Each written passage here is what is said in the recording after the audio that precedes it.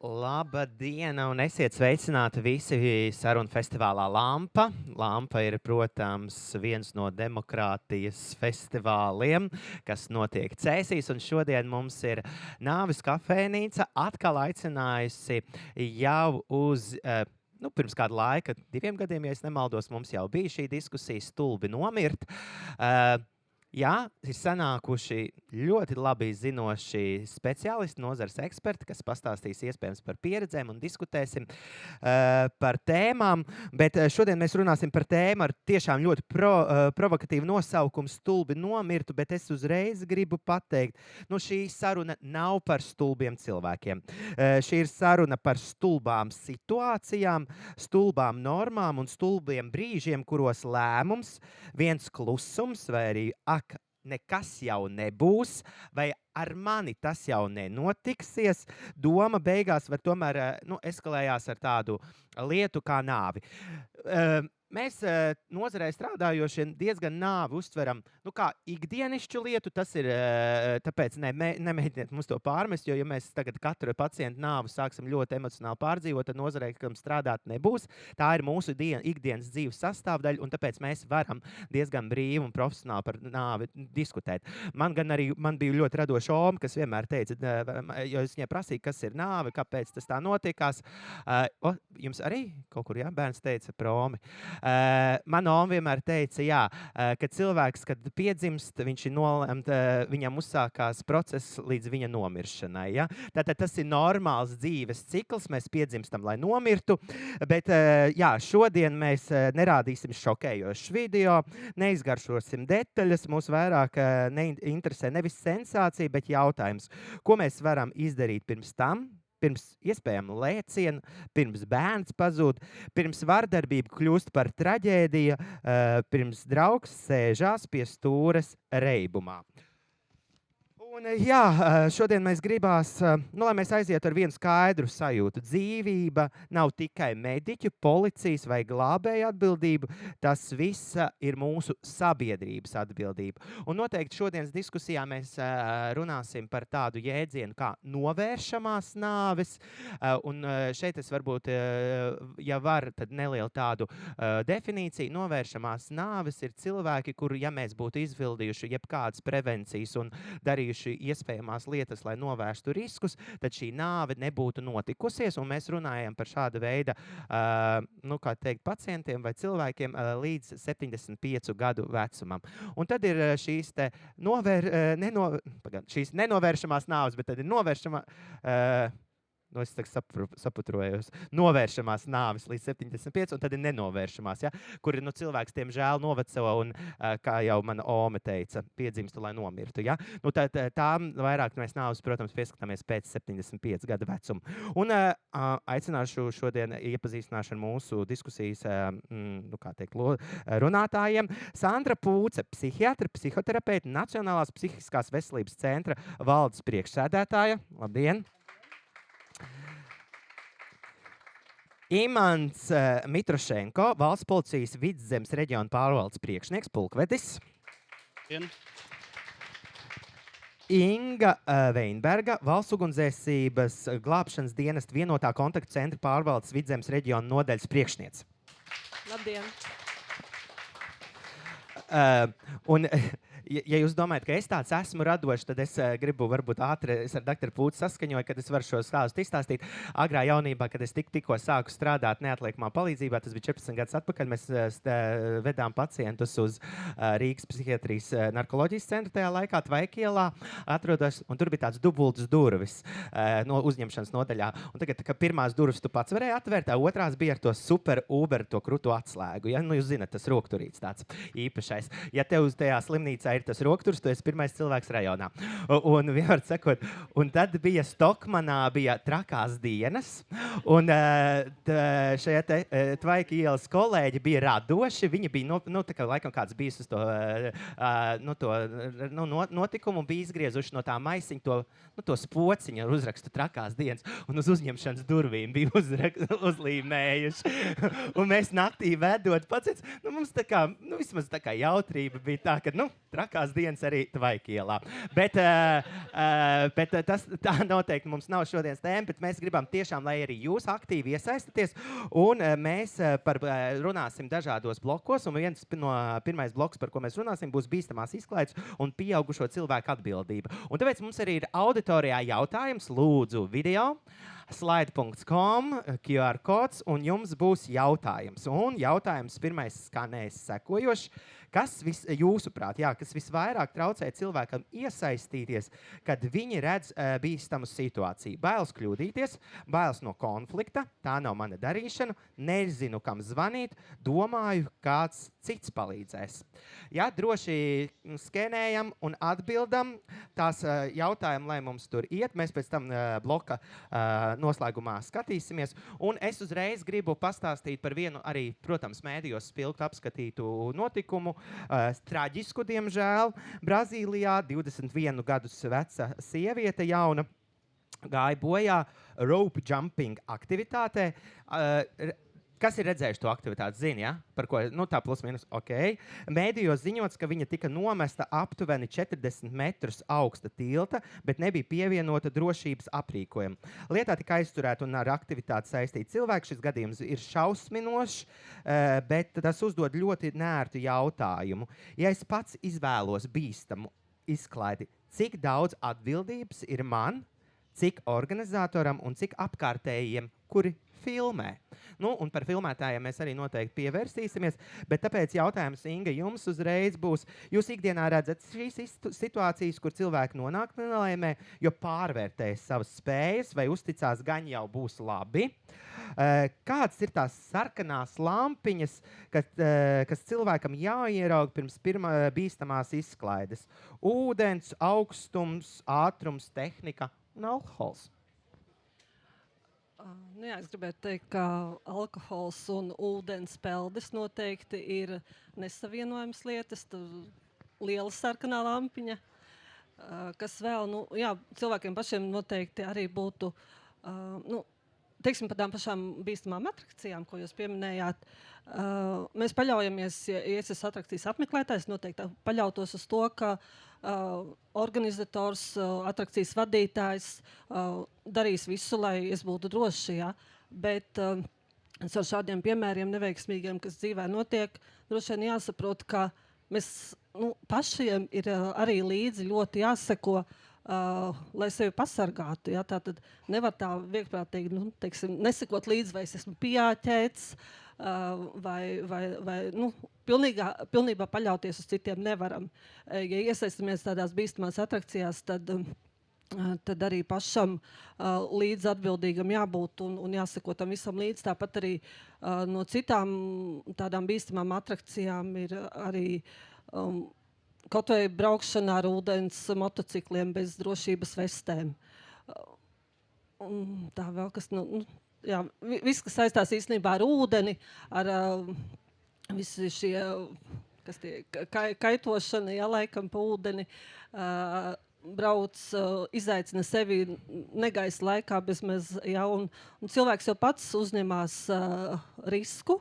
Viņam tas būtu jāapzinās, ka šī izklaide var arī beigties ar sliktu iznākumu. Jā, Imant, jautājums.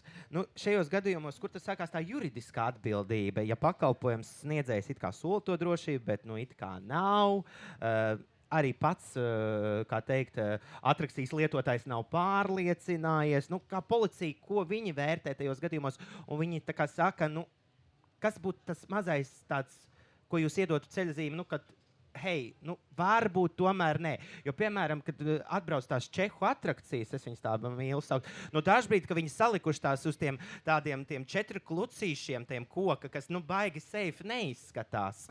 Bet jūs arī, bet it kā nelaime nav bijusi, it kā var strādāt.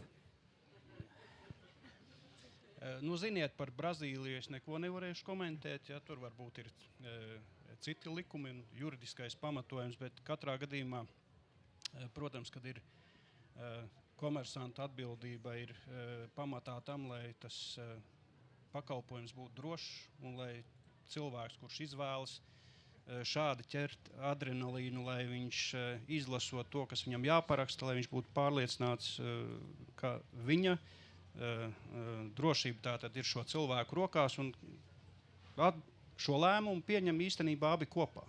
Un ja tā viena sadaļa nenostrādā, tad drošības josta nav pieāķēta, jeb ir kaut kāds cits drošības risinājums, kurš nav izmantots, un tā tad atbildība gulstās uz organizatoru.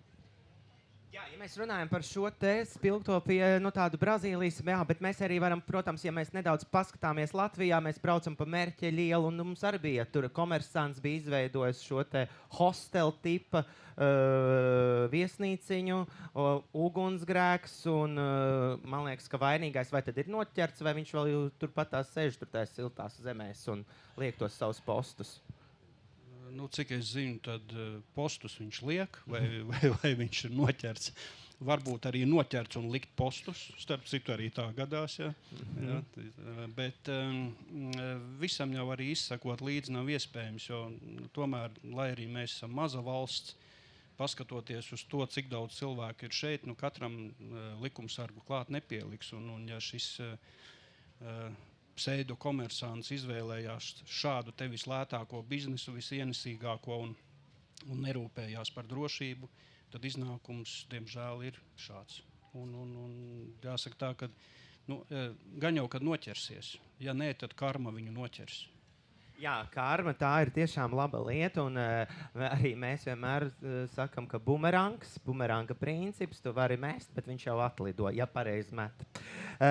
Dr. Pūts, kāpēc cilvēki reizē no tāda psihoemocionālā psihiatrijas viedokļa, viņi redz to risku, bet tomēr dara?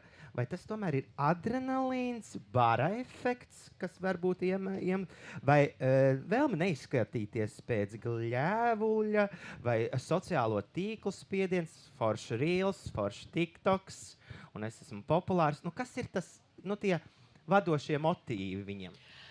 Katrā ziņā tos arī jūs nosaucāt. Jo katram tas ir cits, kas tas vada. Bet tas, kas diezgan populāri patreiz ir, pa priekšu nofilmēt, lai kļūtu populārs, un tad tikai domāt, vai kaut ko zvanīt, vai kaut ko palīdzēt. Un tas jau ir aizgājis pat tik tālu, kad arī psihiatriskā slimnīcā labprāt palātā, kurš jau ir tā kā izgājis no psihozes, nofilmēt otru pacientu, jo redz, cik traki viņam iet. Jā, mums tagad ir diezgan kā izmeklētājiem jāseko, lai nepaspēj, jo viss ir atļauts. Telefonus atņemt nedrīkst, tas ir atkal cilvēktiesības. Bet tās robežas brīžiem mums tā ir izplūdušas, ka vairs nevar saprast. Un tas, kas noteikti ir arī, tas ir audzināšana, tā ir kultūra, tā ir arī inteliģence, un tas ir kā ir ģimenē. Ja ģimenē ir palīdz dzīvniekiem, palīdz cilvēkiem, palīdz kaimiņiem, ir uz šo te labestību vēstīts, tātad, visa tā ietekme, jā, arī šī te telts hospice, tātad palīdzēt, saprast, pieņemt. Ja mēs to iemācīsim un iedosim, es domāju, ka būs mazāk. Jā, par tiem filmētājiem, sakiet, lūdzu, valsts policija, ir šie filmētāji, viņi jums pēc tam nepalīdz tie video materiāli? Piemēram, es saprotu, ka tas ir, ka tas nav pareizi, vispirms izsaucam palīdzību un pēc tam filmējam, bet kādreiz varbūt tie filmētāji palīdz jums atklāt kādu noziegumu? Jā, un saprast tos lietas apstākļus uzreiz. Ir, protams, ka arī šāda prakse, bet parasti jau viņi paši nepiesakās. Mēs aicinām pieteikties un tad atklājam, ka ir šie video materiāli, kas ir uzfilmēti. Un, protams, ka te jau arī ir tā zināmā mērā tās bailes, ka viņi atklās to, ka viņi ir vispirms filmējuši un pēc tam tikai snieguši palīdzību, ja vispār ir snieguši palīdzību vai zvanījuši 112. Un man jāpiekrīt Pūces kundzei, ka laikam jau tā audzināšana, tās omes mums pietrūkst. Mums jau tās omes ļoti pietrūkst, jo vismaz mana jāsaka, nevis omīte, bet vecomīte. Viņa jau gatavojās nāvei jau laicīgi. Viņai mūža mājas bija, bēniņos bija ilgi, bet viņa arī viņa nesteidzās uz turieni. Viņa mācīja daudz tādas elementāras lietas, ko šodien neviens nezina, ka negaisa laikā nevajag zem koka stāvēt. Tāpēc tā ome ir vissvarīgākā. Jāatzīst, ka tur ir ļoti interesants fakts. Jūsu ome, salīdzinoši, tajā laikā arī mana ome 55 gados devās pensijā. Un tad viņa kļuva, vairs nebija sociāli ekonomiski aktīva, un viņa varēja pieskatīt mazbērnus. Tagad, ja mēs palielinot šo te pensionēšanās vecumu, diemžēl omes vairs nevar aktīvi iesaistīties savu mazbērnu audzināšanā, jo viņas vienkārši strādā. Tur ir tāds sociāli ekonomiskais skaidrojums, kāpēc. Tāpēc, ja mēs gribam tās omes gudrību vāclīdz vēl tomēr saglabāt, tad es teiktu, ka mēs to pensionēšanas vecumu nedrīkstam celt. Bet ekonomiski noteikti mani apelēs un negribēs piekrist. Bet tas tāds skaidrojums ir, jā. Bīstama izklaide tā tiešām tikai nav mana izvēle, ja es uzticos citu cilvēku drošības sistēmai un ja es to redzu, ka šī sistēma nav, klusēšana arī ir izvēle. Bet paskatīsimies, kā tad, kas visvairāk traucē cilvēkam iesaistīties, kad viņi redz bīstamu situāciju. Domāju, ka kāds cits palīdzēs 42%, bailes kļūdīties, bailes no konflikta. Tā nav mana darīšana, nezinu, kam zvanīt. Jā, bet es domāju, ka nezinu, kam zvanīt. Inga, jūs noteikti varat teikt, ka tagad veidojoties vienotai šeit zvanu platformai vairs nav satraukumu, kam zvanīt. Ir 112, es zvanu, un tur ir visi dienesti, pareizi saku? Jā, šobrīd zvanot uz 112 var vienlaicīgi nodot informāciju visiem operatīviem dienestiem, gan valsts ugunsdzēsības glābšanas dienestam, gan valsts policijai, gan arī neatliekamai medicīniskai palīdzības dienestam. Jā, tas ir mums jāatcerās, ka šobrīd tiešām, lai mēs stulbi nenomirtu tieši tādēļ, ka mēs nezinām, kam piezvanīt, tad ir viens vienotais telefons, un tur jau ir atbildīgie speciālisti izglītoti un zinoši, kā palīdzēt. Ejam pie mūsu otrā bloka jautājuma.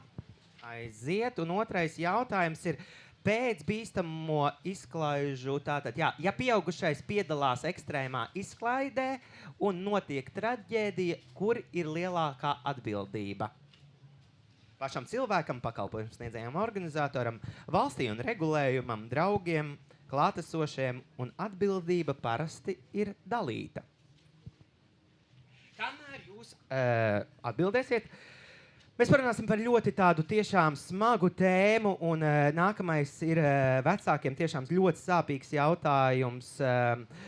Bērni klaiņo, un kas ar viņiem notiek, kā lai cilvēki palīdz, kā lai vecāki uzņemās atbildību, bet arī nenonāk situācijās, kur bērns baidās zvanīt vecākiem un ir nepatikšanas.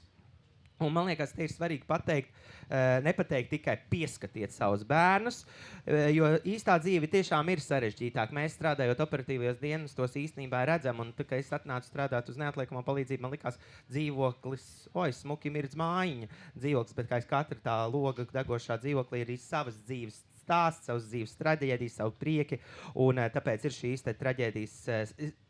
dzīves ir sarežģītas. Un bērns aiziet dusmās, pusaudzis negrib kaut ko stāstīt, draugu kompānijas var aizvest kaut kur, sākumā nebija plānots notikt. Doktor Puts, jums jautājums. Ko vecāki bieži pārprot par pusaudžiem un risku? Kāpēc bērns vai jaunietis reizēm izvēlās bīstamu situāciju, pat ja teoretiski zina, ka tas ir bīstami? Pusaudži, viņiem ir savādāka uztvere, un viņi savādāk redz un izjūt to pasauli. Un mums ir jāpieņem, ka viņš ir gan pieaudzis kaut kādā ziņā, gan arī vēl bērns. Un bieži vien arī tā rīcība ir tāda, duāla. Bet to ir mierīgi jāpieņem, un tur nedrīkst uz viņiem dusmoties, kaut gribētos, es nezinu, zemi ar debesīm griezt, un nepazaudēt kontaktu. Galvenais ar to jaunieti nepazaudēt kontaktu, un laikus runāt par vardarbību, par bosingu, par lietošanu, par šiem te riskiem, kas vispār notiek, un var notikt arī ar katru, un gandrīz arī katrā skolā notiek. Un pirmkārt jau pārunāt, vai tavā skolā ir šīs te iezīmes, šis te mobbings, bossings, vienam pret otru, kā izturēšanās, arī par tā lietošanu. Starp citu, man visi jaunieši kā viens ir teikuši, zālīte, marihuāna, tas ir ok, visur pasaulē atļauts. Jūs vienkārši tāds vecs dinozaurs, to nesaprotat. Bet mūsu laboratorijā, tad, kad pārbauda, gandrīz nevienā analīzē nav bijusi tīra marihuāna. Tā ir apstrādāta ar citām ķīmiskām vielām. Un šeit parādās tas nākošais bīstamība, ka lietojot, tu nezini, ko tu lieto, un tu nezini, kas būs. Kā mēs mediķi sakām, tas ir tā krievu rulete. Te viņiem nebūs nekas, 10 būs psihoze un tvaika iela. Un tvaika iela, tas būtu, tajā gadījumā es teiktu, tas ir labākais variants, kas var būt. Ja jāizvēlās. Tātad viņš ir dzīvs. Jā, tad viņš ir dzīvs un viņam nav jānokļūst toksikoloģijas un sepsis klīnikā. Bet tas, ko mēs arī redzam, viens spilgts piemērs izsaukumā. Es atbraucam uz izsaukumu, un es redzu, ir šausmīgi daudz sapirkts kastēm kumelīšu tēja, un blakus ir kastēm mazgāšanas līdzekļi. Dzīvoklis netīrāks par netīru. Kā jums šķiet, ko viņi tur darīja ar to kumelīšu tēju un visiem tur Mr. Properiem un vispārējais?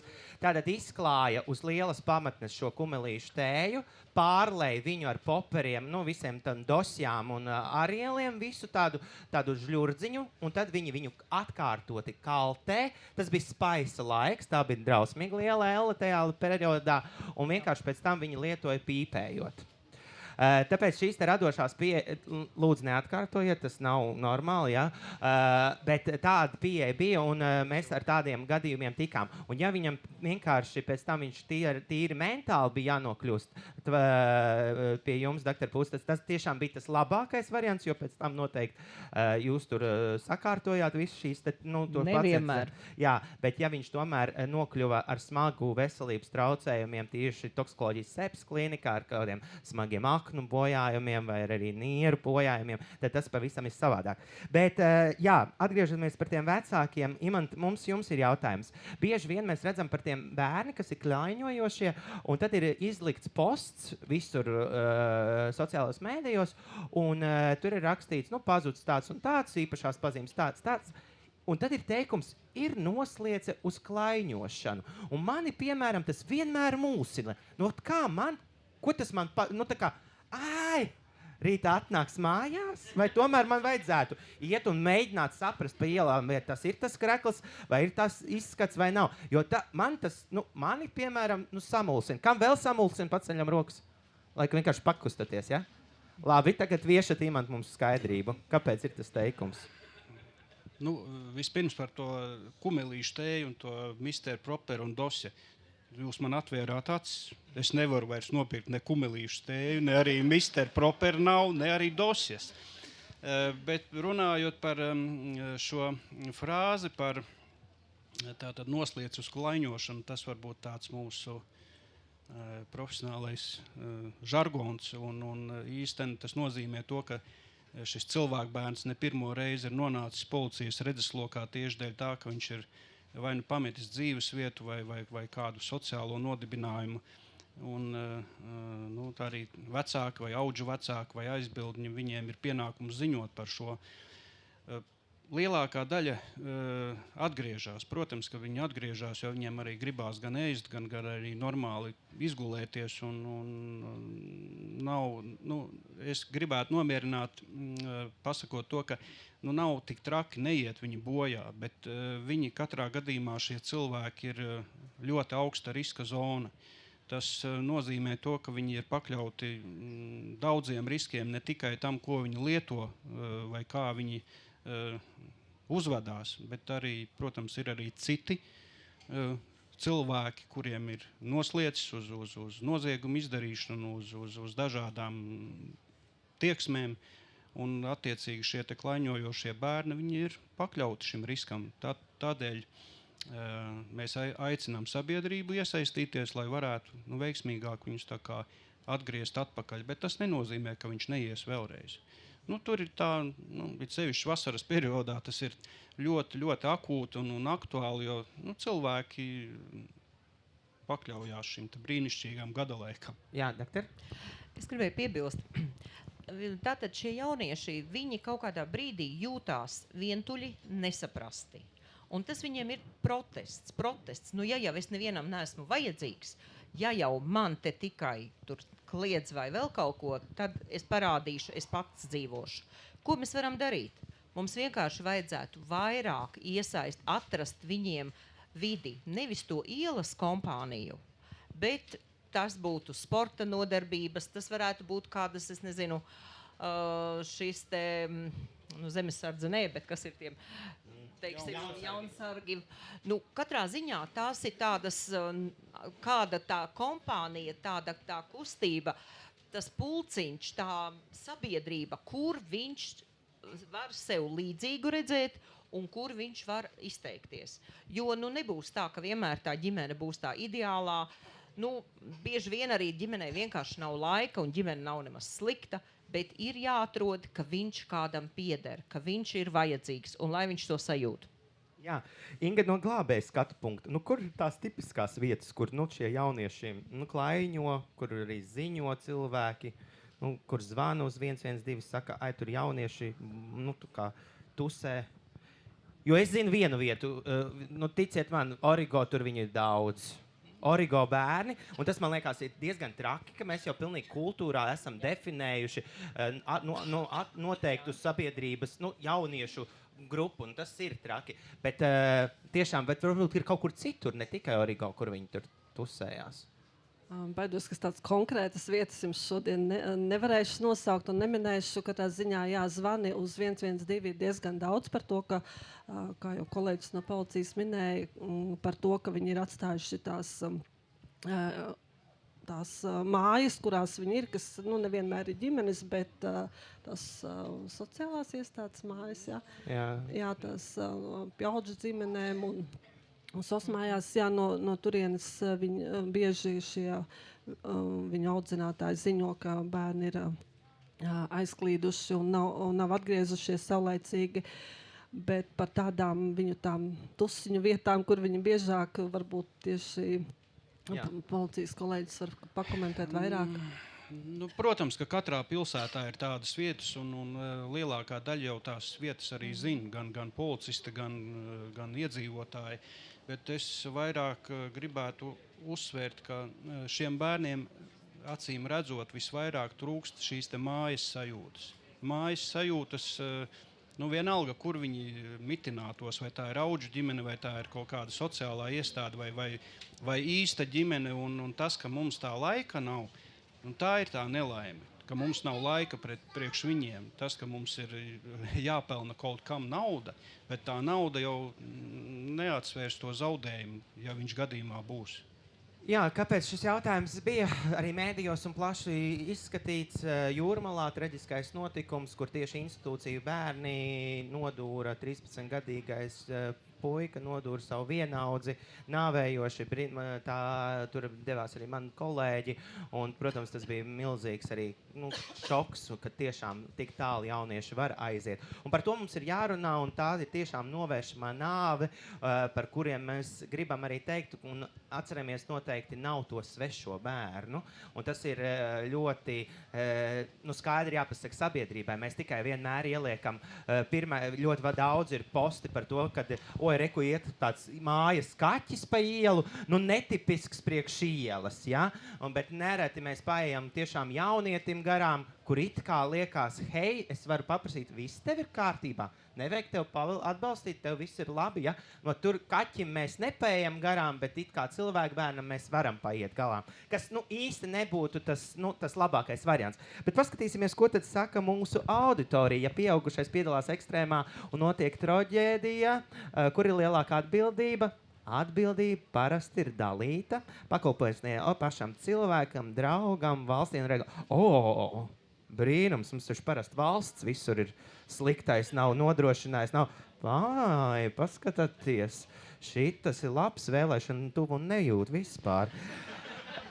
Jā, bet atbildība ir parasti dalīta, un, protams, es domāju, teiktu, ka noteikti arī, ka tie cilvēki, Dr. Puts, kas dodās ekstrēmās aktivitātes, viņi apzinās risku. Un es domāju, tie kolēģi, kas bija alpinistu grupa šobrīd arī, kas ir plaši izskatīt, viņi arī apzinājās, vai ne, risku, jo kā jums šķiet? Es noteikti gribu piebilst, kad visvairāk, man tātad, paldies Dievam, iznāk strādāt ar tie, kas izglābjās un nenonāk tajā dzīves otrā pusē.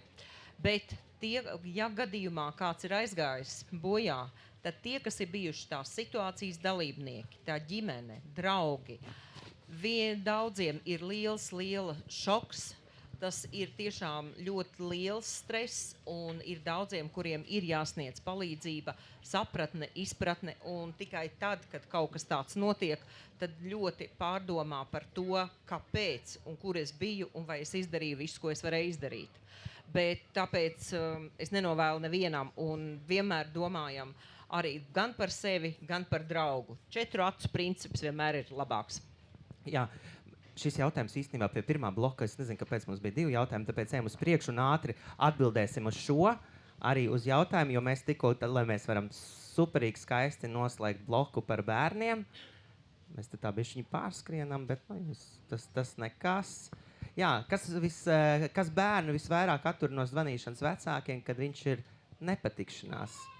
Un te es arī varbūt prasīšu nokomentēt bailes no soda. Kauns, draugs spiediens, nav piereduma prasīt palīdzību. Jā, vēl mums iet aktīva balsošana. 32 Jā, bailes no soda.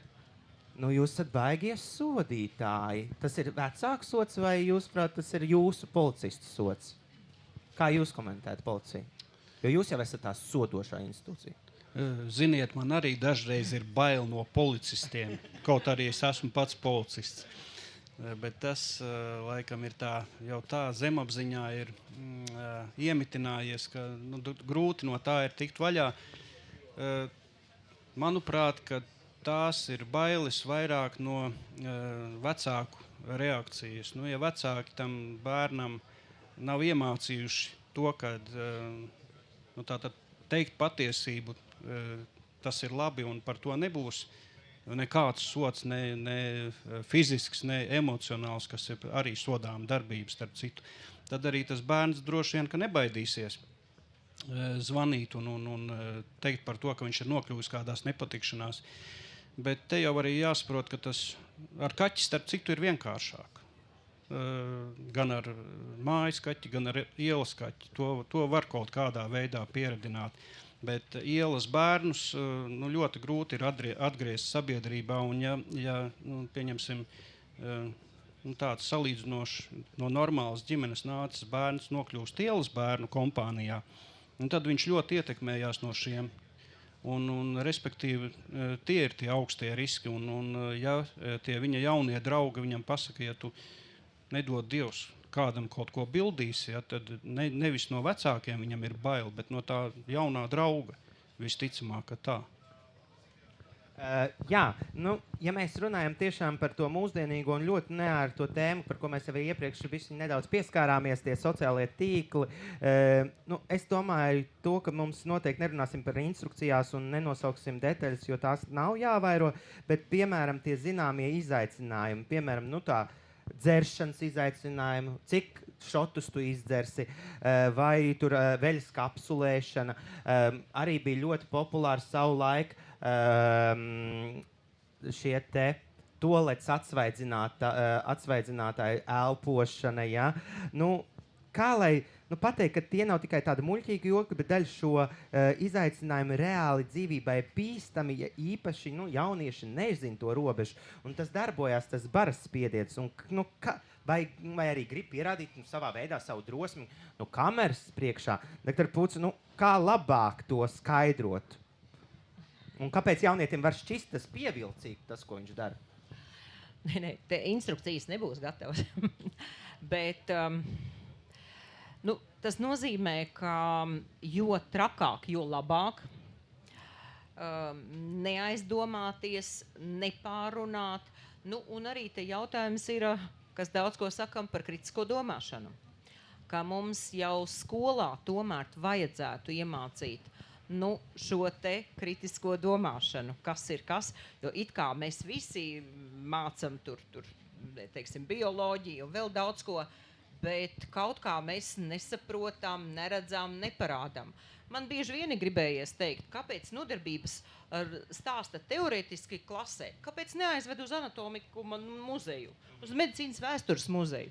Brīnišķīgi piemēri, tādi bez teksta, vienkārši smadzenes, kas paliek, akna, kas paliek pāri, konkrētiem cilvēkiem, kas ir bijis lietojot to un to. Un nevajag tur skaistus vārdus un vēl kaut ko, un nevajag, teiksim, par dzimumu jautājumiem runāt tad, kad viņam jau ir pubertāte, nevajag par alkoholu runāt tad, kad jau tūlīt pasi mēs izsniegsim, tad viņš tev jau izstāstīs. Tas viss ir soli pa solim ikdienā. Vecāki paši, ko viņi dara, ko viņi nedara, ko viņi saka, un kā viņi to izskaidro arī bērnam. Es varu lietot, bet tu gan tā nedari. Tas nav labi. Skaidrs tā dubultā morāle. Jeb arī, kā es bieži vien esmu teikusi, ka vecāki iemāca melot. Ja bērns godīgi pasaka, man šausmīgi šodien, es negribu uz skolu iet, tad, protams, vecāks kārtīgs teiks, tev ir jāiet un viss. Protams. Bet ja es teikšu, ka man ir temperatūra vai vēders sāp, tad es pilnīgi legāli varēšu palikt mājās. Es nesaku, ka tagad vajag klausīties visā, bet ieklausīties un pēc tam vest to sarunu, kāpēc, kur ir tas cēlonis, kāpēc viņam negribās, kas tur notiek tajā skolā. Bet tā mēs pilnīgi bieži vien iemācam to dubulto morāli un te arī sekas. Jā, dubultā morāla, melošana. Vecāki grib uz Ēģipti ar bērnu, skolēni brīvlaikā vienmēr cenas ir šausmīgi augšā, jo tad taču nevar braukt uz to Ēģipti, ko te viņi tur izdara. Vecākiem noformē savu atvaļinājumu, bet bērnam pasaka, ka viņš ir slims un ir visi projām Ēģiptē. Un pēc slimošanas tas bērniņš ierodās skolā diktenbrūns, vai ne? Tas ir tas, ko Dr. Pūts noteikti, un ko bērns arī saprot kā normu, un tas tā ir. Bet atgriežamies pie tās diskusijas. Piemēram, es neesmu pārliecināts, ka bērnam tur ir labi vai slikti, vai arī bērns ir kaut kādu izaicinājumu, iespējams saindējies vai kā, vai, piemēram, zvanot uz 112. Kas būtu tas, ko cilvēkam likt darīt pirmajās minūtēs un runājot ar dispečeru, ko jūs teiktu? Redzu, ka tas bērns kāds dīvains. Es varu piezvanīt uz 112, jūsu gadījumā, vai tie zvana centri cilvēki ir spējīgi arī atpazīt tāds bišķiņa iespējams sociāls jautājums. Nevis tāds tikai kā glāb, bet man ir tāds iekšējais satraukums, vai tomēr man tur pateiks otrā galā, kur te jūs zvanat, Jankundze? Jā, 112 dispečers... Jā, kā lai saka, saskars ar daudz dažādiem zvaniem un interesantiem un pa tēmu un pa nē, ja, tā kā jūs jautājat, vai arī šādus sociālus jautājumus risina. Risina tādā ziņā, ka dispečeram jāprot ir atšifrēt, saprast no sarunas sākuma, vai viņam ir neatliekama palīdzība, ir tūlītējs veselības apdraudējums vai nav. Tad tālāk jau noteikti nedaudz šī saruna tiek turpināta un visticamāk, ja saprot, ka ir nepieciešama neatliekamā medicīniskā palīdzības dienesta palīdzība, tad arī tiek skaidrot jautājumu un informācija nodota ir mediķiem, bet gluži sociālo darbu 112 dispečers gan neveic. Jā, tur tālāk būtu ģimenes ārstam jādarbojas vai tam līdzīgi. Jā, es jums izstāstīšu atkal tā, lai nedaudz jūs izklaidētu. Zvans, sieviete raud histērijā telefonu un kliedz, ka miris ir Tomiņš, mirs Tomiņš vairs neelpo, cik gadi ir Tomiņam. Tomiņam ir 12 gadi, izbrauc tuvākā brigāde, paralēli lido reanimācijas brigāde. Visi nesās cauri un ierodamies adresē, un Tomiņš ir Čihuahua sunīts. Bet saprotat, tas, it kā, kurjos, ja? Bet tanī brīdī mēs bijām tik priecīgi, ka Tomiņš ir sunīts, neskatoties, ka tiešām sunīts ir tiešām, sāpīgi, protams, sāpīgi aiziešana un pārdzīvo, bet, priekš mums atkal profesionāļiem strādājot, tas bija tāds labāks gadījums. Bet, jā.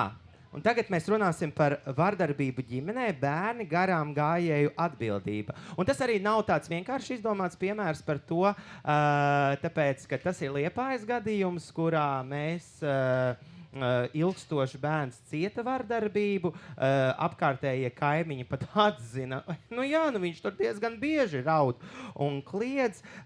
Un jā, tagad mēs tiešām, par ko arī sabiedrība bieži klusē, šī vardarbība ģimenē. Bērni pazūd, bērni cieš, bērni arī nomirst, ja? To mēs arī redzam, atver vaļā durvis, iziet ārā, ziema, pēc tam mēs atrodam bērnu nosalušu. Un, pieaugušie reizēm saka, tā ir viņu ģimenes lieta, bet man tas jautājums ir, vai tiešām tā ir tikai ģimenes lieta, vai tā arī ir mūsu kā sabiedrības atbildība. Un šeit es kaut ko pameklēju arī definējumu no likumdošanas. Un Latvijas bērnu tiesību aizsardzības likuma 73. pants nosaka pienākumu nekavējoties ziņot par likuma pārkāpumu pret bērnu un par apstākļiem, kas var apdraudēt bērna vai citu personu dzīvības vai veselību. Un šeit ir ļoti vienkārša doma, ja iesaistīts bērns un ir apdraudējums vai pamatots aizdoms, labāk ziņot to profesionāļiem. Un lai viņi to pārbauda. Imant, jūsu praksē bieži zvana un saka, ārprāts, man kaut kā liekas, ka tur tie kaimiņi augšā nav kaut kas labi, viņi baigi, tur tas bērns ritīgi auro bieži vien un ir kliekšanas, raudāšanas un tādā veidā. Sabiedrība aktīvi zvana un ziņo? Man nē, bet kolēģiem iespējams, ka biežāk, jā. Ziniet, mēs esam pieraduši, ka visu ietērpt likuma normās un tos likumus mēs ne paši pildam, ne mēs viņus zinām, un īstenībā jāsaka, lielākā daļa noteikti, ka baidās no tā, ka mēs tik tiešām iejaucamies svešu cilvēku dzīvē, jo var jau būt, ka tas bērns ir niķīgs, varbūt viņam tiešām kaut kas kaiš. Nevienmēr tā ir kaut kāda vardarbības pazīme vai sodāma rīcība. Un te ir jāsaprot, kurā brīdī mums pārkāpt pāri tai savai vienaldzībai, ja? Vai mēs lieku reizi nepainteresējoties, nenodaram lielāku ļaunumu nekā piezvanot vai pajautājot tiem pašiem vecākiem. Mēs jau noteikti, ka sapratīsim, ja tie vecāki ir adekvāti, tad viņi arī adekvāti atbildēs. Ja nē, tad jāmeklē tā nelaime kaut kur dziļāk. Es neatbildēšu, protams, ka kolēģis vārdu vietā, bet es teikšu tā, ka ir jau arī zvani un tomēr nav tā, ka gluži visi vienaldzīgi un tomēr cilvēki jūt līdzi un arī cenšas palīdzēt. Bet laikam jau, ka policija šeit nav tā galvenā spēlētāja. Mēs varam norādīt virzienu, mēs varam kaut kādā brīdī arī pasakot līdzi, bet mūsu ir tik, cik mūsu ir un attiecīgi tā problēma ir diezgan pamatīga un liela. To, ka jūs tik, cik esat, to mēs tiešām arī mēdījos zinām, un mēs kaut kādā mērā atbalstam, jo tad bija tāda sajūta, ka policisti Latvijā drīz tiks iekļauts sarkanajā grāmatā. Tā kā īpaši aizsargājams suka, ja mēs tā to varam teikt. Bet tāpēc es domāju, ka cilvēkiem un sabiedrībai ir jānāk palīgā, jo tiešām, kā jūs arī sakat, katram klāt policistu nevar pielikt un tādā veidā. Bet jā, Inga, varbūt tad arī viņi zvan uz 112, un ko tad varbūt dispečers, tā, lai bišķiņ diferencēt, vai tev kaimiņam bērnam nāk zobi, jo mēs zinām, ka bērniņam nāk zobi, tad viņš tik ten raud, un tur ir tāds, vai tomēr jau ir potenciāli iespējami kaut kāda aizdoms uz vardarbību? Jā, šādus zvanus par vardarbību ģimenē, diemžēl saņemam katru dienu, un tādu zvanu ir diezgan daudz. Par laimi varbūt retāk ir par vardarbību pret bērniem, biežāk laikam tomēr par vardarbību ģimenē pret sievietēm. Un tad bieži vien ziņotāji ir ģimenes bērni, kas to visu redz un zvana uz 112, zina, kā rīkoties un ziņo par to un sauc palīdzību. Bet pret bērniem, jā, par laimi retāk, bet ko no savas prakses esmu novērojusi, ir tomēr liela daļa sabiedrības ir līdzatbildīga un atsaucīga un tomēr arī informē, ja dzirdais sienas, kā sacīt, skaņas trokšņus, kas neliecina par priekiem un dzīrēm tajā dzīvoklī, teiksim. Un ir šī atbildības sajūta un iespējams kādu varbūt arī izglābs tajā brīdī, ja, jo tā vardarbība var būt tāda arī ar smagām sekām, vai ne? Nevarētu teikt, ka sabiedrība ir absolūti vienaldzīga. Jā, tas ir, manuprāt, arī tas ir svarīgi mums to saprast, jo tad, kad iznāk šis viens gadījums par to Liepāju, tad visiem liekas, ka ārprāts, kā tas varēja notikt ilgi un tam līdzīgs. Bet ja tiešām jūs sakat to, ka tiešām cilvēki zvan, tas, manuprāt, arī bišķiņ sabiedrībai gan motivē, gan arī nomierina. Bet, Dr. Puts, kāpēc cilvēki, īstenībā šo vardarbību savā veidā normalizē, ja mēs tā tur, kāpēc tā došana pa muti vēl joprojām dažās kompānijās tiek uztvērta kā audzināšana, diezgan konfliktu risināšana, vai pat joks, ko es viņam vienkārši sadevu pa muti? Katrā ziņā daudz negrib būt sliktiem. Un tāpēc, jūt varbūt, ka kaut kas nav kārtībā, bet kā es tagad nosūdzēšu kaimiņu, un ja tas nekas nav, tam nav pamats, un tad man kopā jādzīvo, un tad visu laiku būs kauns un nērti, un ir visas šīs lietas. Tad nākošais faktors, kas noteikti ir, kā mēs katri esam auguši. Ja mūsu ģimenē tas ir bijis, ka esam auguši, tas ir pilnīgi normāli, ka nevar izturēt uzšauj pa ausi vai ko, skatoties ar ko. Un vēl, kā daži mani kolēģi stāsta, kad arī skolā savā laikā ir bijis, ka ar lineālu var mierīgi pa ausi uzšaut. Viss liekas, ka varbūt, ka nav tik traki. Tad ir arī tas nolieguma faktors, ka nevar būt, gan jau, varbūt es pārspīlēju. Labāk no tā kā neiedziļināties, labāk palikt malā un galā man pašam savas problēmas, lai citi risina tās visu citu problēmas. Bet tas, kas mums noteikti būtu vajadzīgi, būtu vairāk šo te kanālu, kur var savas šaubas un informāciju vai ziņot vai teikt. Ja tā, skaidrs, ka policija, tas ir numur 1, un tad, ja ir tā tiešām nopietnas, bet vēl jau ir tāda lieta kā sociālais dienests, ģimenes ārsts, bērndārs, skola. Tā ir tā vide, kur pirmiem vajadzētu tomēr manīt, ka hei, bērns ir izmainījusies nedaudz uzvedība, viņš ir saspringtāks, viņam ir kāds zilums. Tur būtu tā pirmais tas siets, un noteikti arī šie te atbalsta telefoni bērniem, glābiet bērni un citus, kur tie, kuri jau var pazvanīt, viņi diezgan arī tomēr to ziņo. Un tādu veidu tā atbalsta sistēmas vajadzētu būt vairāk un vairāk un vairāk. Un vairāk arī reģionos krīžu tāda atbalsta centri. Lai būtu, kur var paprasīt, kur var pateikt, bet nevis uzreiz tas galējais variants varbūt. Jā. Jautājums, ja dzirdamais sienas kliedziens sitiens, bērns raud, gaidu vai atkārtosies, zvanu 112. Ko jūs sakat? Labāk gaidīt vai uzreiz zvanīt? Noteikti uzreiz zvanīt. Jā, ar kādu mērķi gaidīt, ja tu dzirdi, ka tur jau viss iet vaļā un viss ir slikti. Jāzvana ir... Ja, jūs atbildējat, ka jūs gaidīsiet, kā atkārtosies? Jā, bet... Man ir vēl komentārs. Es esmu no zvanītājiem, bet ir tie gadījumi, kad ir pilnīgi skaidrs valsts policija, bet es dzīvoju novadā, kur es šādos robežu gadījumos, es zvanu pašvaldības policijai, kur ir augstākā līmenī ārkārtīgi profesionāli risināt gan klaiņojošu bērnu gadījumus, gan tādus. Man vienkārši liekas, ka diskusijā, ņemot vērā resursus, ir vērts iesaistīt vēl citus resursus, jo ne visos gadījumos tas ir Tiešām krimināli Jā, noziegums. bet 112 pārvalda arī šos te pašvaldības. Jūs nesat saziņā pašvaldības policija, ja zvana uz 112?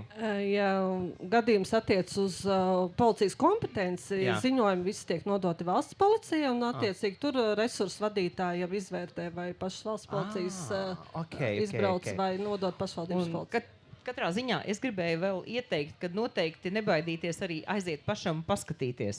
Jo tā dzīvē ir jocīgi, kad, es zinu, man kaimiņos bija, kur atnāca mazi sunīši bija piedzimuši. Un viņi, protams, tur pīkstēja. Un tad gaimiņi gan atnāca pārbaudīt, kas jums tur ir. Bet tad, kad bērns kliedz, tad neviens nenāca pie durvīm. Jā, un tagad par vienu tādu ļoti milzīgu problēmu, un mūsu nākamais jautājums ir, draugs reibumā sēžās pie stūras, kas ir visgrūtākais? Atņemt atslēgas, izsaukt policiju, nostāties pret kompāniju, izdomāt drošu alternatīvas, pateikt skaidru nē. Vai kaut kas cits, piemēram. Un alkohols. Alkohols, protams, nevienam nav noslēpums, ir Latvijas viena no lielākajām nelaimēm un Latvijas viena no lielākajām bendēm, ja mēs tā varam teikt, kas nogalina daudzus cilvēkus sociāla-ekonomiskajā vecumā, tad darbspējīgā vecumā, kur viņš varētu strādāt, būt kā teikt, lielisks Latvijas pilsonis un sabiedrības loceklis. Un mēs ļoti Latvijā zinām šīs te frāzes, ko es jau tikai drusku, es jau māku braukt, lauku ceļš, policija te nebūs. To mēs zinām, jo jūs esat ļoti maz tagad, vēl jau vairāk. Neesi garlaicīgs, un pēc tam ziņās, kurās ir kāds mīris vai kāds kādu nogalinājis, un tad mēs arī skatāmies šo Sandijas jauno filmu par, kā viņam bija tas nosaukums, palabojiet, aiz restēm, aiz žoga, jā, kas viņam tur ir, kur pilnībā, kur tur tas, kas ir nogalinājis, viņš pat stāsta, ka viņš pat neatcerās, kā viņš viņu nogalināja, jo bija tādā alkohola apreibumā, ka viņam, kā saka, latviešu melna bilde ir bijusi. Un šī nav tikai tiešām, tas nav runa tikai par dzērāju šoferiem, bet te ir runa arī par visu kompāniju, kas redzēja par cilvēku, kurš vēl ielēja, vēl vienu ceļakāju, latviskā dzīves ziņa pēc ceļakājas. Kā tur bija? Kas tās ir par mājām, kurās nedod ceļakāju, ja? Par cilvēku, kurš redzēja auto atslēgas, un par cilvēku, kurš nodāmē, gan jau aizbrauks. Imant, ko policija gribētu, lai cilvēki dara brīdī, kad redz, ka kāds reibumā taisās sēsties pie stūras? Ko jūs sakat? Policija jau ne tikai neiesaka, bet arī ir kategoriski pret šādu praksi. Bet, manuprāt, te jau ir tā, ka tas ir arī viens no mūsu sabiedrības gēniem sabojātajiem. Es atceros vēl tos laikus, kad neviens sevi cienošs mehanizators, kas tagad vairs tāds vārds nav modē, viņš pie stūres nesēdās skaidrā prātā, un neviena ražas novākšanas svētki nebeidzās tikai ar vienu pudeli, ja, un attiecīgi visi uzskatīja to par normu, ka tā drīkst, un arī tie, kas bija vadītāji saimniecībām un kontrolējošās iestādes, bieži vien, acīm redzot, cilvēki, sevišķi laukos, uztver to kā normu, kā normālu parādību. Un tāpēc tā atslēgu ņemšana nost šķiet, ka tā ir tāda kā nodevība, kad mēs tā kā to, kā tā, tas Janka visu mūžu tā ir darījis, ja, un kāpēc tā, lai mēs ņemtu nost? Aizbrauks, protams, aizbrauks. Es varu pateikt to, ka mums tā bēdīgā statistika, jāspļauj pār plecu, protams, tik bieži nav, bet tie dzērāji šoferi katru nedēļu ir kādi 11 vismaz. Un ne tikai administratīvi sodām, bet arī krimināli sodām, kuriem jau ir tiesības jau ir nodzertas un vairākas reizes. Bet tas transporta līdzeklis jau tagad ir relatīvi vienkārši iegūstams par mazu naudu, un tā ir tiešām liela problēma. Bet varbūt tad tiešām tiem dzērāju šoferiem, varbūt izvēlēties Teslu. Tur tad vismaz tādi, viņš tur redz tos ceļa zīmes, viņš tur bremzē.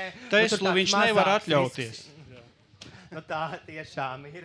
Jā, bet, protams, ar šo melno humoru es vienkārši mēģināju varbūt saprast to, ka arī Tesla nepalīdzēs tajos gadījumos, kad alkohola reibumā sēdīšos pie stūres. Bet, doktor, kāpēc kompānijai ir tik grūti pateikt, tu nebrauksi? Kas mūs attur vairāk? Nu, tiešām bailes sabojāt tās attiecības, kauns vēlme būt pareizajam? Jā, nu ir daži, kas uzskata, tā nav mana darīšana, pats viņš grib sev galu nest, nu tad lai viņš arī to dara. Bet, protams, mēs aizmirstam, ka mēs arī atrodamies uz tā ceļa, un mūsu ģimenes atrodas citās mašīnās uz tā ceļa. Un ka viņš viena lieta, ka viņš pats sev dara galu, nu, tas ir arī vēl diskutējams, bet viņš jau parauj līdzi tās nevainīgās cilvēkus. Un tāpēc viennozīmīgi vienalga. Katram ir savs raksturs. Viens var skaidri pateikt, nē. Cits varbūt nevar skaidri pateikt, bet viņš var paņemt atslēgas. Nu, vienalga, kādā veidā atrod to iespēju apturēt, bet tas ir jāaptur. Bet es domāju, ka arī patreiz palīdz, teiksim, mēs redzam filmas, kur tomēr aizvien vairāk redzam, kā ārzemēs jau kafejnīcās. Tu esi iedzēris pa daudz, atslēgas, mašīnas atslēgas atstāja. Varbūt tā arī mums vajag.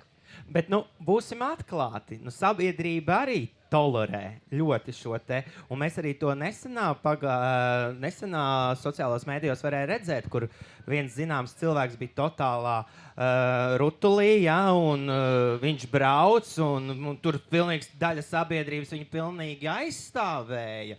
Un vai šī tolerēšana tiešām, nu, kā jūs sakat, Imants saka, nu, ir gēns, vai tiešām, nu, kā man šito, doktor, nu, kā jums šķiet, nu, kāpēc mēs atļaujamies tolerēt?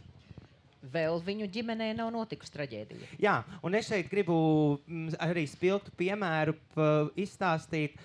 Skolotāja, 2 bērni, viņa ir vientuļā māte, viņa mierīgi brauc vakarā krēslā pa ceļu, un dzērāja šofers izraisa autoavāriju, un šī sieviete māte skolotāja iet bojā, un bērni paliek bez mammas, un dzērāja šoferim ir vienkārši maza traumiņa, nu, un viņš nokļūst tur slimnīcā, bet bērni ir zaudējuši to mammu.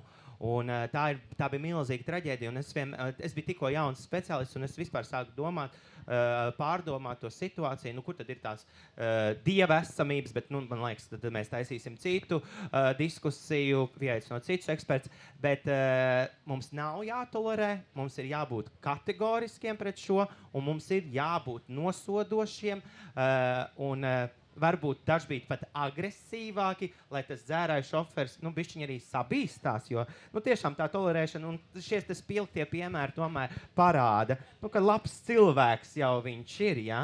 Nu, kad, nu, kam nepaslīd kāja, vai ne? Bet, jā, draugs reibumā sēžās pie stūras, kas ir visgrūtākais? Izsaukt policiju. Kāpēc, Inga? Es gribētu teikt, ka izsaukt policiju, man liekas, ka varbūt pat nav visgrūtākais, jo es pieļauju, ka ir cilvēki, kas godprātīgi cenšas atrunāt šo braucēju nebraukt, un tad viņiem neizdodas. Un tad viņi zvana un sauc policiju. Šādus gadījumus arī mēs fiksējam, es domāju, pat katru dienu. Ir, nu, teiksim, sabiedrības daļa, kas pazvanīs uz 112 un teiks, es nespēju atturēt, cilvēks iesēdās mašīnā, un viņš tūlīt brauks, viņš atrodas tur, un tūlīt viņš virzīsies kaut kādā virzienā, un tad policijai ir informācija, un viņi var mēģināt kaut ko darīt lietas labā. Imant, īsais komentārs.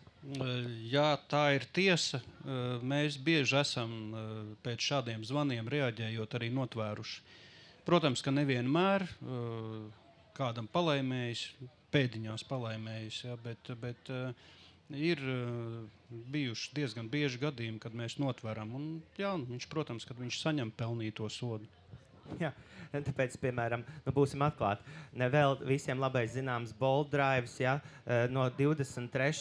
jūnija vakara viņš līdz 25. jūnijam liec savus pakalpojumus braukt. Nu, tas jau arī ir skaidrs statistiski parādīts, kāpēc viņi to dara, ja komersants arī ir izvērtējis, protams, riskus. Bet, nu, auditorija, tagad ir laiks jautājumi jums, ceļam rokas, izmantojam izdevības, pajautājam. Nav stulbi jautājumu. teica mana ome, ir tikai stulba atbilžu. Bet jā, bet mēs mēģināsim. Jā, man ir piemērs par kaimiņiem. Mums ir kaimiņi, kur māte savu pusauģu dēlu diezgan regulāri skaļos toņos audzina. Mēs esam mēģinājuši zvanīt policijai Cēsīs, bet tā kā īsti atbalstu neesam saņēmuši. Ko mums darīt? Vai mums turpināt, mēģināt kaut kā to, risināt, palīdzēt vai vienkārši samierināties? Imant, ko darījam? Zvanām vēl vienreiz. Nosauciet man to policista vārdu, kuram jūs zvanījāt, kurš atteicis palīdzēt. Es tā domāju, ka šo mēs varētu formulēt kā iespējams emocionālu vardarbību. Un tā arī ir sodāma. Bet tas sots jau, saprotiet, tas ir tas laikam galējais risinājums. Jo tā problēma varbūt, kad ar to sodu arī viņa nekļūst mazāka, jo tie vecāki sapratīs, ka ne jau viņi ir problēma, bet ka tas bērns ir problēma. Un tad viņi iespējams, ka vēl radikālāk varētu rīkoties, un tā emocionālā vardarbība var pāraukt arī par fizisku. Bet katrā gadījumā es neatbalstu tādu vienaldzību arī no policistu puses. Es nezinu, gan varbūt, kad tie nav mani kolēģi vai mani padotie, varbūt, ka tā ir pašvaldības policija. Es tādā cerībā naivā tāda. Bet katrā gadījumā nemetiet to plinti krūmos. Jūs jau varat ne tikai zvanīt, varat arī uzrakstīt. Cik bieži tas ir un kā tas izpaužās, lai mēs arī saprotam, varbūt, ka mums tur kāda papildspēki ir nepieciešami. Partneri dienesti vai sociālie dienesti un bāriņties un kas tur vēl. Ja? Tā kad nekādā gadījumā nevajag nolikt telefonu un nopirkt ausu aizbāžņus. Jā, jautājums vēl mums ir, lūdzu. Mēģināšu noformulēt. Varbūt es drusku izgāju vienu brīdi ārā, bet nepamanīju vismaz vēl vienu tādu nopietnu lietu, kā apmaldīšanās mežā, jo bieži vien mēs tērējam resursu un varbūt bieži vien ierodamies pa vēlu, tad, kad cilvēki ir mežā.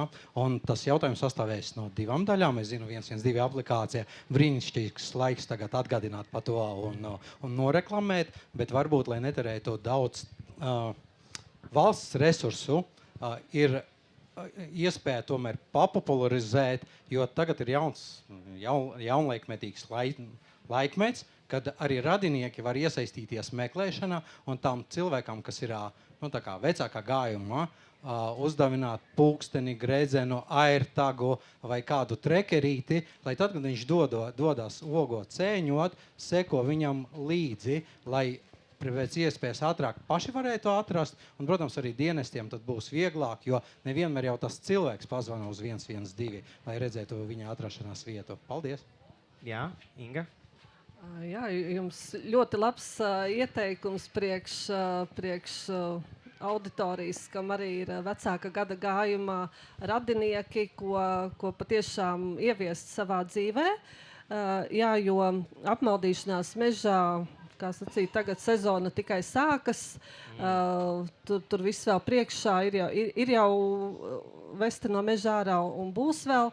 Jā, tad katrā ziņā liela problēma ir tad, ja cilvēks vispār ir devies viens pats uz mežu, neņemot līdzi absolūti nekādus saziņas līdzekļus un pat nav varbūt nevienam pateicis, kur ir devies. Tad, kad radinieki attopas, ka ir meklējams, tad pat ir grūti saprast, kādā virzienā viņu meklēt. Tātad primārais ir jābūt līdz šiem saziņas līdzekļiem, un vislabāk, ja šie veca gadu gājuma cilvēki arī informētu savus radiniekus, un ja viņiem vēl būs šādi brīnišķīgi gadžeti līdz, tad patiešām nebūs tik daudz varbūt dienestiem jāiesaistās, kā atkal būs šī pašu radinieku ar līdzdalību un varēs šo visu atrisināt. Jā, lieliski, paldies par ieteikumu. Tad atceramies tos mazos, ko pieliekam kādreiz pie sunīšiem klāt. varam droši pie Omas pielikt, vismaz varēšu online skatīties. Jo, ziniet, latviskā dzīves ziņa pat neļauj atklāt savas sēņu vietas. Ja? To pat, piemēram, Latvijas Universitātes jaunie biologi savā bakalaura darba aizstāvēšanā par sēnēm stāstot komisijai neatklāja, kur tad to sēni tika atrasta. Ja?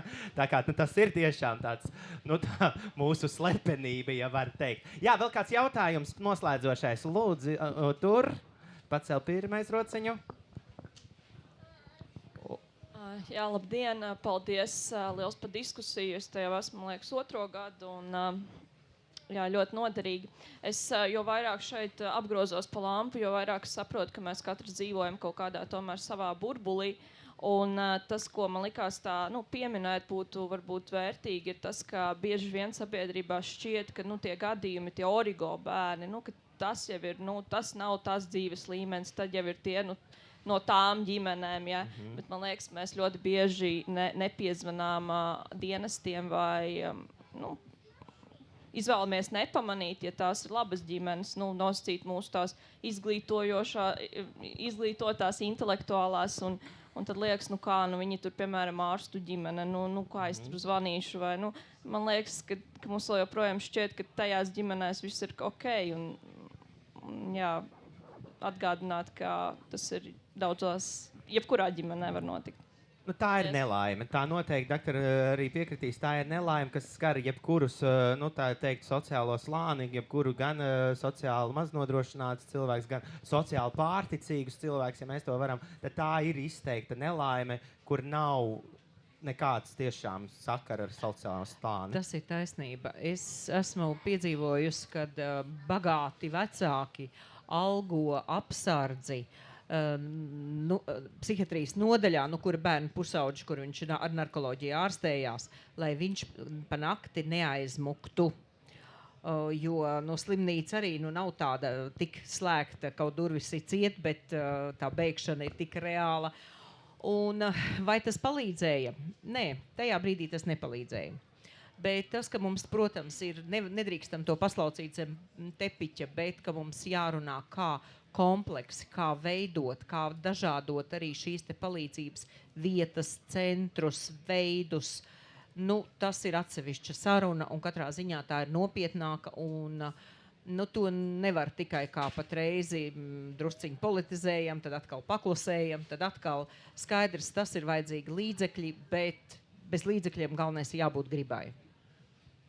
Un arī es gribētu teikt arī sabiedrības izpratnē un arī sabiedrības atbildībai, un arī šodien mēs arī diskusijā daudz runājām, un arī tā institūcija, ko mēs kādreiz saucam Tvaika ielas institūcija, arī kļūst atvērta. Ja jūs pamanīsiet, garām ejot vairs nav šis monumentālais žogs, kur aiz tā milzīgā žoga ir trakie, tad tagad jau pat ir kafēnīca un Tvaiciņš. Jā, tad radoša pieeja, lai arī šīs stigmatizētās lietas laustu, lai tiešām cilvēkiem nebūtu par to jākaunās un jārunā. Tāpēc, jā, doktori noteikti aicina, droši ejam, izmantojam iespēju. Jā. Un pēdējais jautājums, un ar to mēs arī noslēgsim. Jā, pēdējais jautājums būtu, vai nav tā, ka būtu drusku jāuzlabo policijas labais tēls, jo atgriežoties pie tā, ko drusku pieskārāmies, ka cilvēkiem tiešām ir bail zvanīt policijai. Jo man šodien bija situācija, nekas krimināls, pastaigājos ar savu suni, pamanīju, ka 2 puišeļi 10-gadīgi mēģina ar saviem velosipēdiem norobežot no ielas tādu mazu sunīti. Es saprotu, ka viņš ir noklīdis, maleču puikas. Man nebija līdz telefons, un es vienam saku, vai tevi telefons varētu piezvanīt pašvaldības policijai. Un tam bērnam sāk trīcēt rokas. Viņš saka, vai jūs to nevarētu pat izdarīt. Man nezinu, kāpēc ir šausmīgi bail no policijas. Un varbūt, ka tas ir iemesls, kāpēc cilvēki baidās, jo jau no bērnības baida ar policiju. Ne tikai policiju. Arī ar doktoriem. Jā, nedzersi zāles, atbrauks doktoris, tev būs šprica dibenā. Un tad, kad man viņam tiešām ir kaut kas jāšpricē, tam bērnam sākās tāda histērija, kad tieši tā, bet policija, jūs taču esat atvērti, pozitīvi. Jūs no manis baidaties? Nezinu, kāda viņam, šim jaunam cilvēkam, ir bijusi tā iepriekšējā pieredze un praksa. Varbūt tētis strādā policijā. Jā, varbūt tāpēc nezvana. Nav jau, tas nav gluži, kā saka, prestiža jautājums vai šīs te mundiera pogu spodrināšanai. Protams, mums arī ir jāiet laikmetam līdzi un jākļūst atvērtākiem sabiedrībai, un nedrīkstam mēs būt par tādu bubuli vai tēlu, no kura ir jābaidās. Policija nav tikai represīva iestāde. Mēs jau pamatā cenšamies tagad kļūt par tiem, kuri palīdz, kuri novērš nelaimi. Un ja jau vecāki tam bērnam varbūt ir pastāstījuši, ka, ja tu darīsi slikti, tad policija tevi noteikti noķers, ieliks cietumā un vēl sodīs. Ja? Tad skaidra lieta, ka viņš drebēs un trīcēs un ieraugot tādu imantu onkuli, viņš jau noteikti, ka slēpsies tālu un tā, lai nevar atrast. Es pieņemu, ka ir individi un arī tādi individuāli gadījumi, kur tiešām jāsaka tā, ka man varētu būt kauns par manu darbinieku rīcību, bet es varu apliecināt, ka mēs cenšamies no visas sirds mainīties un nav jābaidās no policijas. Jā, nav jābaidās no policijas, ir jābūt līdzatbildīgiem. Mēs visi sabiedrība esam, un mēs noteikti runājam par tām situācijām, kas ir novēršamas. Mēs esam pārāk maza nācija, lai varētu atļauties tiešām šo te lielo novēršamo nāvju skaitu. Mēs runājam par sabiedrību, mēs runājam par sabiedrības līdzatbildību. Mēs runājam, pirms mēs darbojamies ar kādām bīstamām atrakcijām, mēs vienmēr pajautājam varbūt sev, vai tas ir droši, kas atbild par drošību, vai ir kāds plāns. Ja mēs redzam, ka bērni klaiņo un kaimiņi, kuram bailes, vai draugs, kurš taisās braukt reibumā, jauniešu joku, kas patiesībā ir signāls, tas ir signāls, ka mums ir jāzvana. Kā teica, ja nevar uzzvanīt, tiešām bail, mēs varam vienmēr uzrakstīt. Un ja ir tiešām tas tūlītējais apdraudējums, kur tiešām uzreiz jārīkojas, tad ir zvans 112. Un iespējams svarīgākā doma - stulbi nomirt nav par stulbiem cilvēkiem. Tas ir par situācijām, kurās mēs reizēm varam apturēt, ja nepagriežam galvu prom. Tāpēc paldies mūsu šīs dienas diskusijas dalībniekiem. Atgādināšu, ka bija kopā ar mums dr. Sandra Pūce, psihiatra, psihoterapeite, Imants Mitrašenko, valsts policija, Inga Veinberga, valsts ugunsdzēsības un glābšanas dienesta, un arī es, Rafals Ciekurs, neatliekamās palīdzības dienests. Paldies jums visiem!